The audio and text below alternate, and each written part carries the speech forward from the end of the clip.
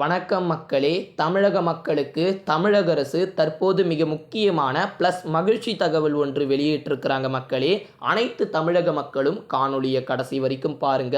இது சம்பந்தப்பட்ட கூடுதல் தகவலை தெரிந்து கொள்ள நம்முடைய சேனலை மறக்காம சப்ஸ்கிரைப் பண்ணி வச்சுக்கோங்க மக்களே. சரி, வாங்க வீடியோவிற்குள் சென்று விடலாம். வரப்போகிறது புதிய ரூல்ஸ். ரேஷன் அட்டைதாரர்களுக்கு அடித்தது ஜாக்பாட் மக்களே. தமிழகத்தில் ரேஷன் அட்டை இல்லாத வீடுகளே இருக்க முடியாது. ரேஷன் கடைகளில் வழங்கப்படும் பொருட்களை வாங்குவதற்கு மட்டுமின்றி இது ஒரு முக்கியமான அடையாள அட்டையாகவும் உள்ளது மக்களே. கோடிக்கணக்கான கணக்கில் அதாவது ரேஷன் அட்டைகள் தமிழகத்தில் பயன்பாட்டில் உள்ளது. இந்த ஒரு எண்ணிக்கையானது வருடத்திற்கு வருடம் தொடர்ந்து அதிகரித்துத்தான் வருகிறது மக்களே.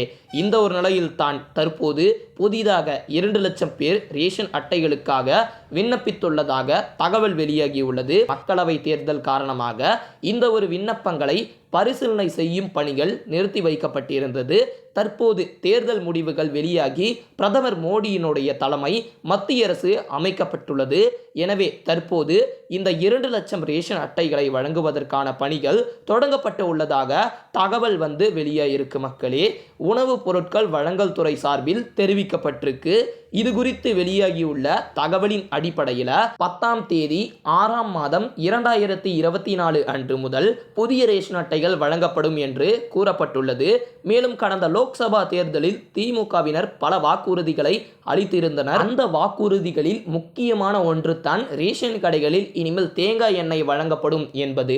இப்போது திமுக வெற்றி பெற்றுள்ள காரணத்தினால் இனி ரேஷன் கடைகளில் தேங்காய் எண்ணெயும் விற்கப்படும் என்றும் கூறப்பட்டிருக்கு. இந்த ஒரு தேங்காய் எண்ணெய் விவசாயிகளிடம் இருந்து பெறப்பட்டு அதன் பிறகு நியாய விலை கடைகளுக்கு விற்பனை செய்யப்படும் என்று கூறப்பட்டிருக்கு மக்களே.